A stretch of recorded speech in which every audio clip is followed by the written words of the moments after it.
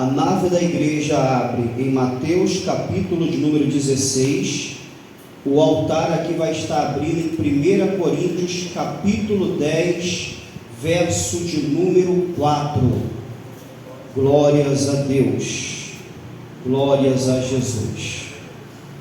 Confesso que uma reunião ministerial, conversando com a minha esposa, eu não estava fazendo mais agendas, cumprindo as que eu já estava agendado, e eu não estava fazendo mais agenda. Eu sou locutor de loja, irmãos. Então no fim de ano eu comecei a trabalhar, já vai para 3 meses, e eu falo de segunda a sábado, meu pastor. Então eu fico todo dia com esse microfone na mão, 6 horas direto falando. Quando chega na sexta e no sábado, isso aqui está pesado, as cordas vocais estão cansadas. Hoje, para você ter ideia, me deu cãibra nas cordas vocais. Só que a pedido do diácono Cassiano, que já congregou comigo e é o meu amigo particular, e eu creio que o pastor de vocês também tem amigos mais chegados do que irmãos, é um tipo de pessoa que não tem como dizer não. Então, mesmo cansado, debilitado, eu vim atender ao pedido ao qual o diácono Cassiano fez, por intermédio do levita, e agradeço o respeito do pastor. O nosso ministério tem 12 anos, e há 10 anos atrás, tu abençoou o ministério com 2 caixas, e eu lembro até hoje. Quem pode aplaudir a Jesus? Pensou que eu tinha esquecido? Há 10 anos atrás, abençoou a igreja com 2 caixas. Pasme, está lá até hoje. Então me sinto privilegiado, e Deus já falou comigo neste lugar. Existem 2 maneiras de Deus falar com o seu povo. A primeira maneira Ele já estava falando quando eu cheguei aqui, através da sarça, o fogo. Como eu estou cansado, Ele vai falar através da brisa suave, mas eu tenho certeza que essa palavra faz. Abriu, igreja, Mateus 16, aqui abriu 1 Coríntios 10, vamos lá. Mateus capítulo 16, o verso 18. Também eu te digo que tu és Pedro, e sobre esta pedra edificarei a minha igreja, e as portas do inferno não prevalecerão contra ela. Dar-te-ei a chave dos reinos dos céus. O que ligares na terra terá sido ligado nos céus, e o que desligar na terra terá sido desligado nos céus. Pastor, lê para mim 1 Coríntios 10, o verso 4. E beberam todos de uma mesma bebida espiritual, porque bebiam da pedra espiritual que os seguia, e a pedra era Cristo. Se assenta glorificando a Deus. Foi-me dado um tempo, irmãos. Nós somos éticos e obedecemos. Eu tenho até 9 horas. Eu vou, na medida do possível, tentar ser sucinto em minhas palavras, mas se eu não conseguir concluir a mensagem, a gente volta outro dia e conclui, amém? Mas vou ser bem objetivo. Quando a gente está diante de um texto e a gente vai interpretar o mesmo, existe o contexto imediato e existe o contexto amplo. É por isso que eu pedi para o vosso pastor ler Coríntios 10, o verso 4, porque em Coríntios 10, o verso 4, a gente vai ter a amplitude e a gente vai entender o contexto amplo, se eu conseguir resumir. Ora, Mateus, capítulo de número 16, a partir do verso de número 18, é uma conversa de Jesus com Pedro, e Jesus olha para Pedro e diz: também eu te digo, tu és Pedro, e sobre esta pedra edificarei a minha igreja, e as portas do inferno não prevalecerão contra ela. Qual é o contexto imediato desse texto? Ora, Jesus está em Filipe de Cesareia, em uma cidade junto com os seus discípulos, e Jesus vai chegar para os seus discípulos e vai fazer a seguinte pergunta: o que dizem os homens acerca de mim? O que dizes os homens ao meu respeito? Vão olhar para Jesus e vão dizer: dizem que tu és Jeremias, dizem que tu és Elias, e alguns dizem que tu és o profeta. O profeta é direcionado a Jeremias. Então este é o contexto imediato. Dentro disto, Pedro se manifesta, e Pedro vai dizer: tu és o Cristo, o Filho do Deus Altíssimo. Jesus olha para Pedro e diz: não foste carne e nem sangue que te revelaste, mas o Espírito Santo que te revelou. Esse é o contexto imediato. E qual é a primeira aplicação que eu quero fazer nesse contexto imediato? Nunca julgue ninguém,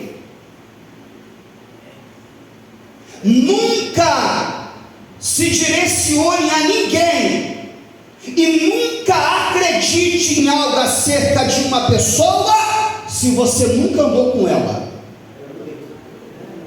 A primeira aplicação que eu vou fazer nesse contexto é: se eu tivesse o poder de apóstolo e aplicar uma doutrina, seria essa, porque a gente segue a doutrina dos apóstolos.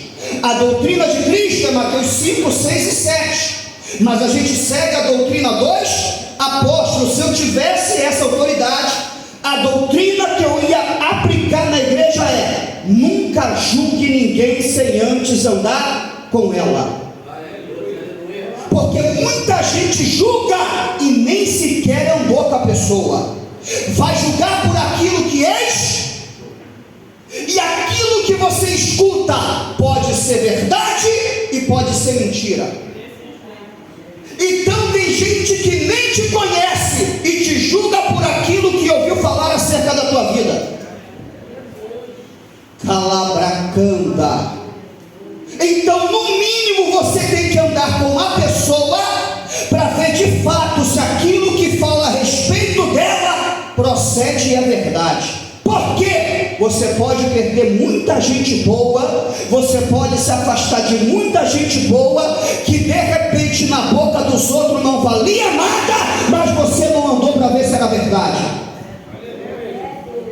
Aonde está isso no contexto? O que dizem os homens que eu sou? Jeremias, Elias, o profeta. Aí Jesus: e vocês? Que anda comigo. O que diz os homens que sou? E depois Jesus pergunta: e vocês que andam comigo? Porque só te conhece aquele que anda ao teu lado. Só te conhece aquele que anda contigo. Talvez antes de eu vir para cá, alguém sussurrou: prega demais. Às vezes antes de eu vir para cá, alguém sussurrou: é muito usado. Talvez antes de eu vir para cá, ou outras pessoas: é pregador, é bom. Não se julgue ninguém pela palavra que prega. Não se julgue ninguém pelo louvor que louva. Para você conhecer a pessoa de fato, você tem que andar com ela. Porque nem todo mundo que prega é homem de Deus. Nem todo mundo que canta vive aquilo que canta. Bota no Face e fala que foi Deus que deu e não tem problema porque é dele.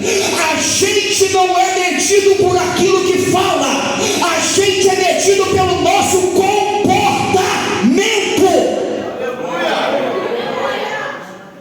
Porque falar, até os fariseus falavam bem, mas o seu comportamento não condizia com aquilo que... Ande com a pessoa. Ande com a pessoa, para ver se de fato aquilo que falam acerca dela é verdade.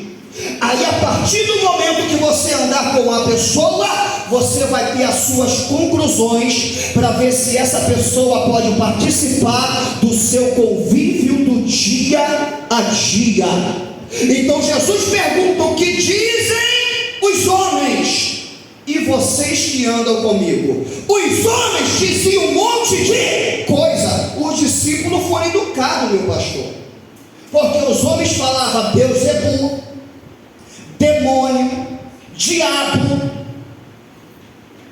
Tem muita gente que é chamada de Beelzebu, demônio, diabo e é cheio de Deus, e você nem anda para ver se é verdade. Jesus foi chamado de Beelzebu, de demônio e de diabo. Agora quem andava com ele? Tu és o Cristo.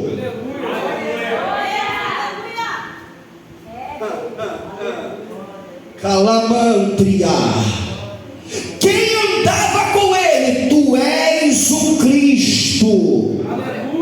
Oh, glória, o Filho do Deus Altíssimo. Não sei se tu vai entender para dar glória.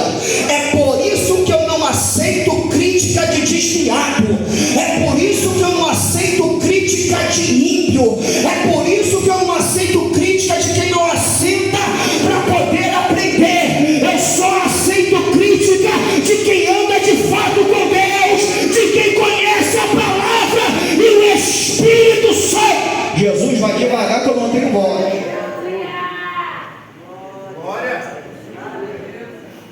Então tem gente que nem sabe o beabá da Bíblia e quer criticar a igreja.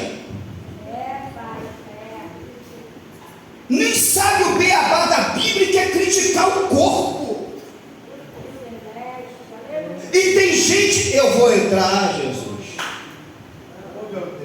Tem uma onda agora, é a geração do YouTube. O meu pastor pregou algo, mas o YouTube falou outra coisa.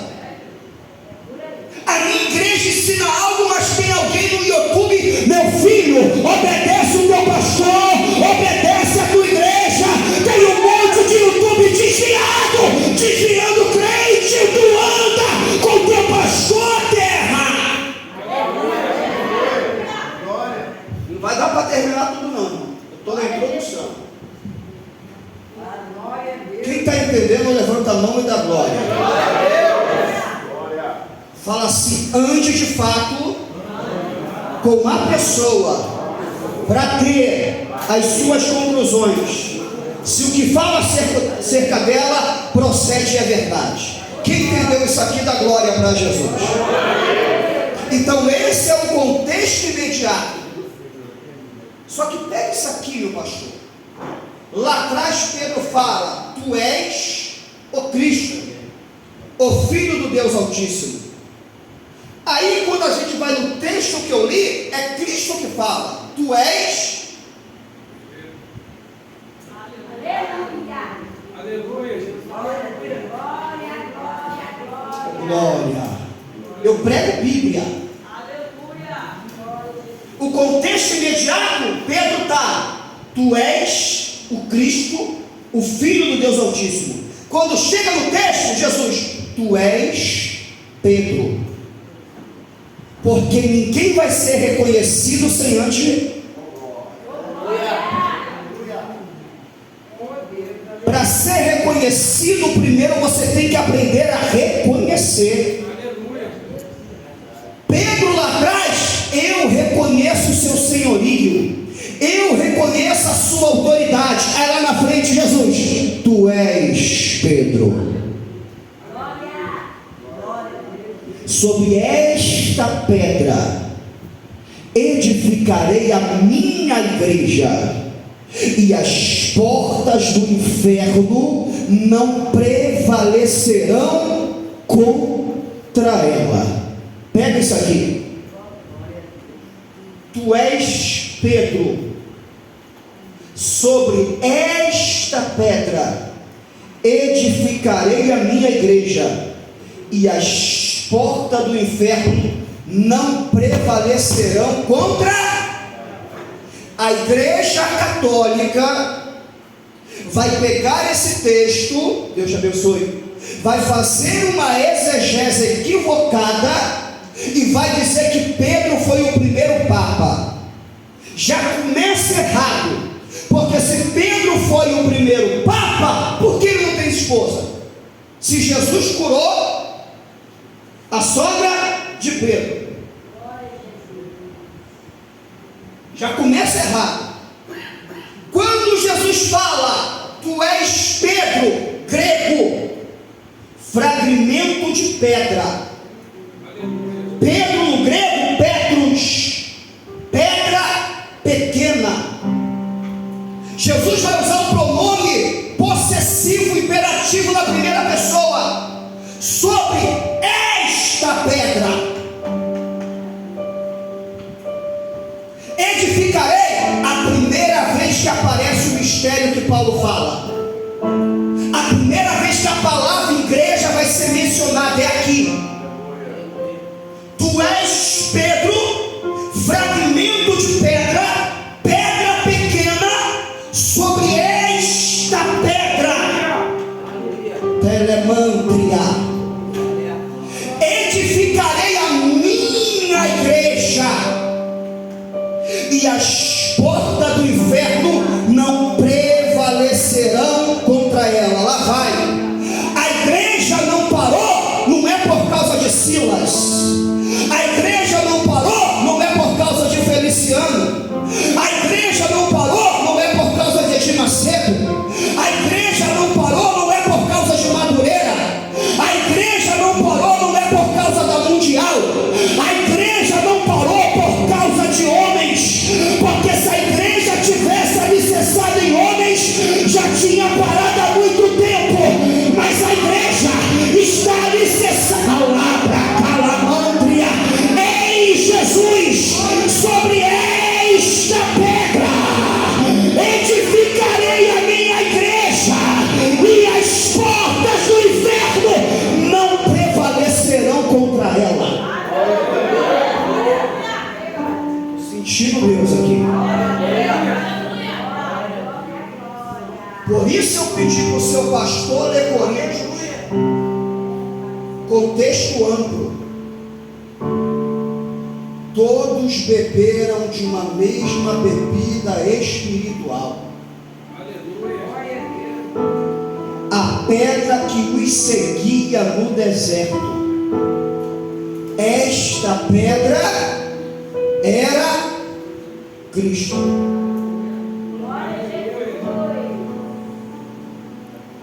O interessante é que algumas pessoas não entendem isso, mas o próprio Pedro entendeu. Porque Pedro, quando vai escrever as suas cartas, ele diz: a principal,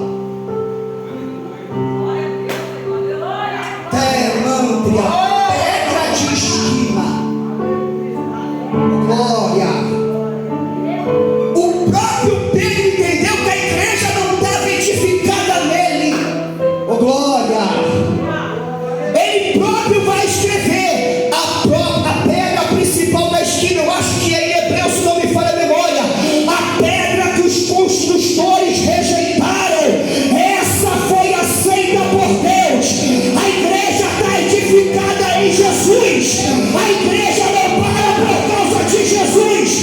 Não tem partido da política, não tem demônio do inferno, não tem macho na terra para poder parar a igreja, porque é dele.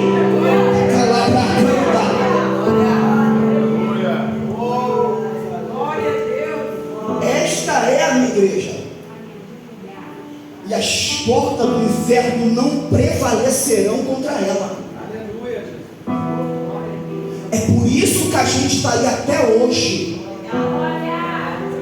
Eu não sei se tu vai dar glória. E não tem partido político que vai parar a nossa caminhada. Alamantria. Não tem animal morto que vai parar a nossa caminhada. Não tem levante que vai parar a nossa caminhada.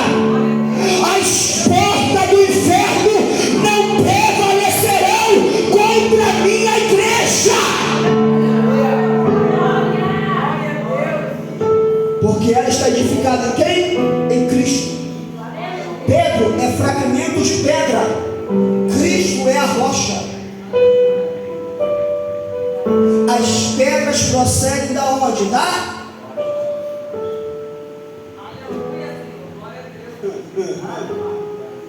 O que está acontecendo aqui é o que está em João 15. Eu sou a videira verdadeira. Vocês estão enxertados arrancado em mim os galhos, mas tudo procede dele, por ele e para ele são todas as coisas. Se Cristo é a rocha e Pedro é fragmento de pedra, todos nós outros somos pedras, que é fragmento dessa rocha que procede de Cristo. Qual é o contexto amplo? Porque a gente tem que saber dividir. A voz já está indo. Israel, igreja. Quando Deus está no trono, ele vê 3 tipos de povos: o mundo, a igreja e Israel. Coríntios capítulo 10, verso 4, está apresentando Cristo em Israel, a pedra que seguia, e beberam todos de uma mesma água. Quando eu falo que nada vai parar a igreja, eu quero abranger para todo o povo de Deus. Porque se tem um povo que sofre, é o povo de Israel. Mas por que ninguém dá cabo? Porque calamanta. Olha isso aqui. Já vou terminar. Olha isso aqui. Todos beberam de uma mesma água espiritual. Aonde aconteceu isso? Êxodo. Moisés, eu quero água. Contexto amplo. Quero água, estou com sede. Deus chega para Moisés: Moisés, fere a rocha. Oh glória. Oh glória. Ai calamantria. Oh glória. Pega o teu cajado que tu feriste o mar e fere a rocha. Moisés vai lá, pega o cajado e dá na rocha. Sabe o que? Essa rocha é quem?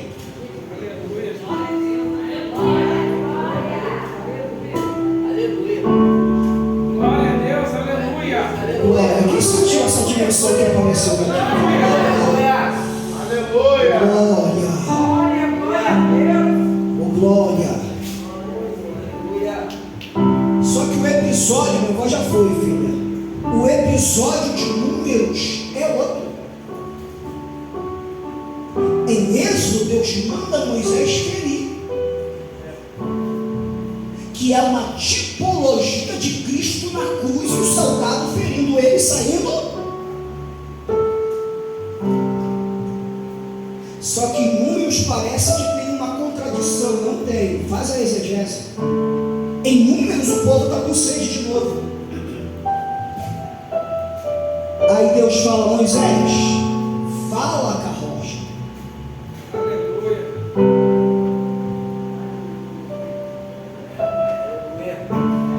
O glas terremantria. Se mostrar. Em Êxodo Deus fala: fere a rocha. Mas em Números, Moisés, basta só falar agora, porque ela já foi ferida. Aleluia, Jesus.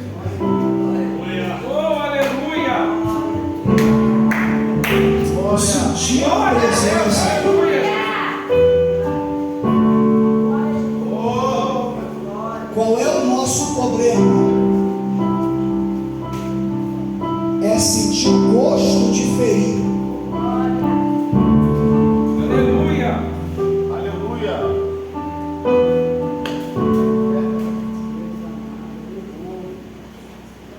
Meu pastor sentiu o gosto de ferir.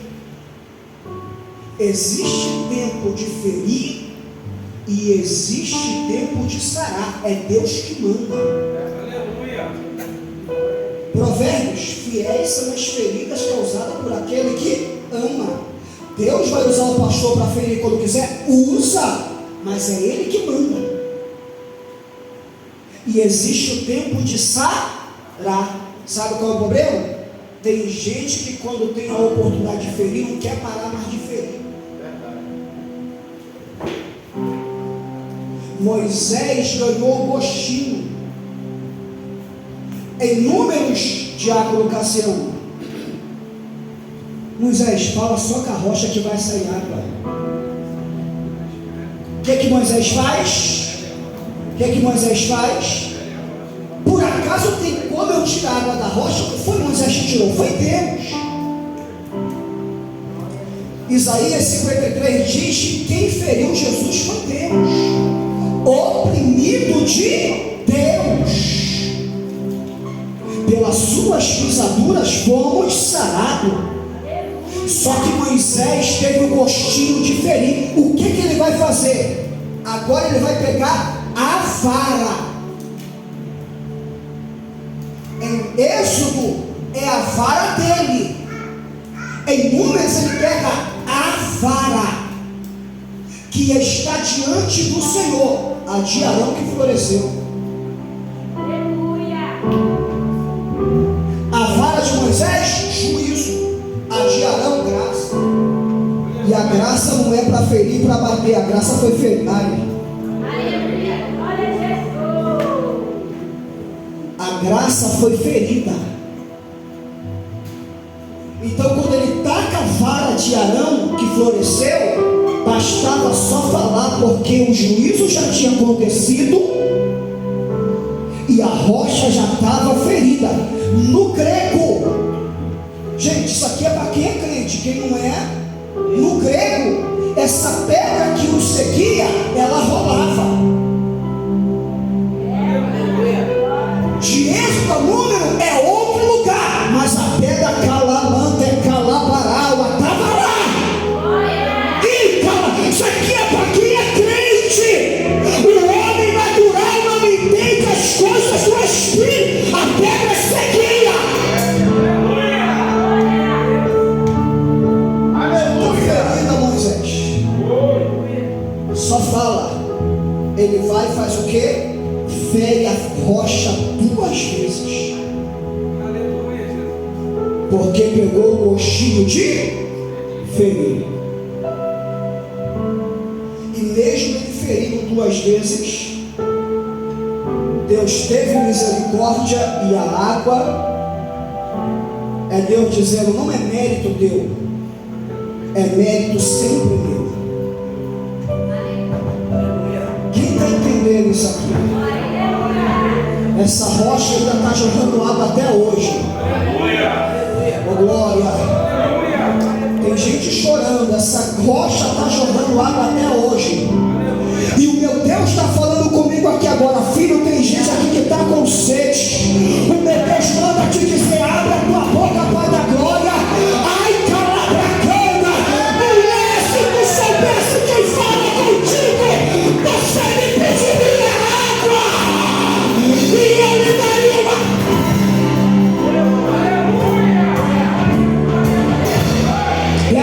Bebe dessa água, bebe dessa água, bebe dessa água, bebe dessa água, porque a voz do pregador já foi. Bebe dessa água, bebe dessa água, bebe dessa água. Aleluia! Deus maravilhoso! Calamantria.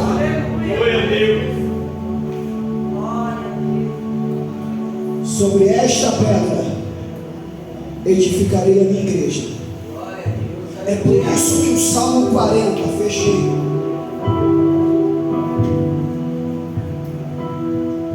Salmo 40 está escrito assim, cara: pois me tiraste de um charco de lodo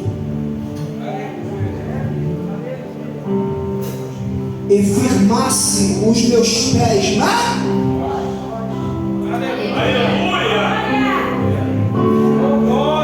Todos aqui veio de um charco de lodo, mas hoje está com os pés firmes aonde? Mateus capítulo de número 7. Alguém edifica a casa na areia, mas tem aqueles que edificam na terra calamantria. Alô, calabarau. Quem quer ver a glória de Deus?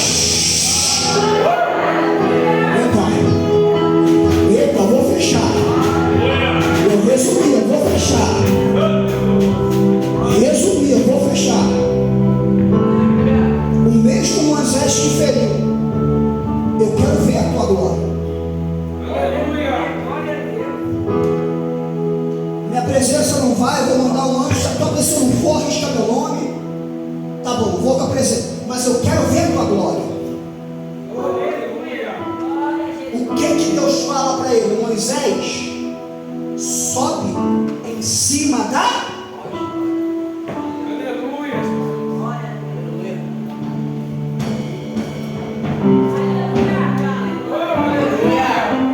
Não tem glória sem rocha. Ai, pra calar, pra canta.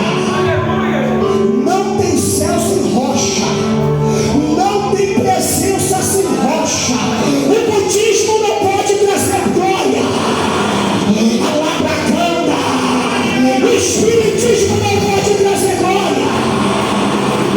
Santo não pode trazer glória. Imagem não pode trazer glória. Só rocha, só rocha, só rocha, só rocha. Moisés sobe na rocha.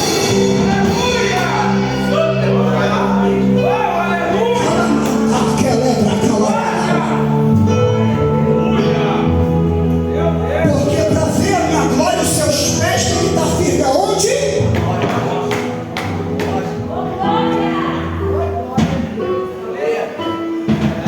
Passarei com a minha misericórdia, passarei com a minha glória, e te colocarei na fenda, a rocha que você feriu. O que é fenda? No meio da rocha.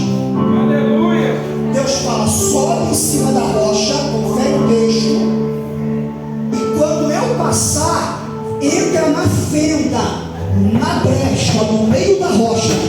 Aí Paulo escrevendo diz que a gente está escondido em Cristo.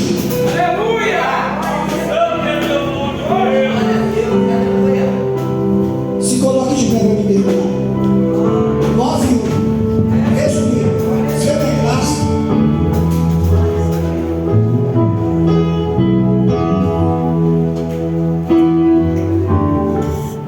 Dobra atenção agora.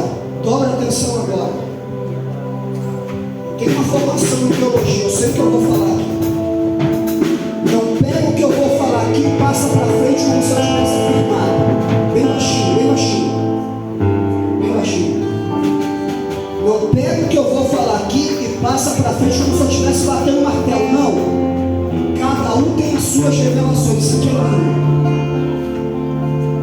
Moisés escreveu o Pentateuco, os 5 livros. Só que ele nasce em Êxodo capítulo 2. Gênesis é o início, foi ele que escreveu. Isso aqui é eu, é revelação minha. Cada um com a sua. O pastor chegou na hora. Isso aqui é coisa minha, pastor. Se foi Moisés que escreveu Gênesis, eu tenho a oportunidade de querer saber quando. Se ele nasce em Êxodo capítulo 2. Isso aqui é coisa minha, não passa para frente como se eu estivesse afirmando, ok? Revelação que vem para mim. Quando Deus passa, que Moisés está na rocha, que ele vai para a fenda, e Deus bota a mão e Moisés vê Deus pelas costas, ele vê o Gênesis escrito.